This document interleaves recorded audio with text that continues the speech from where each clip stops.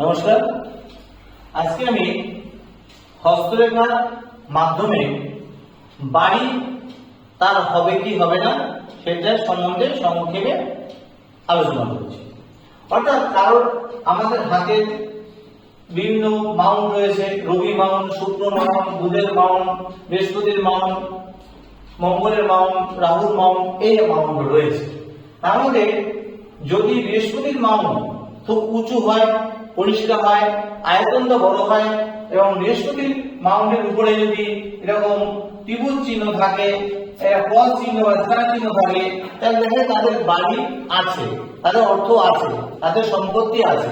কিন্তু যদি এই বৃহস্পতি মাউন্টের উপরে যদি এরকম চৌকো একটা বক্সের মতো আয়তক্ষেত্র বা বড় ক্ষেত্র থাকে, তাহলে দেখা যাবে তার বাড়ি হবেই হবে, তার বাড়ি থাকলেও আবার তার নিজের বাড়ি হবে। নমস্কার।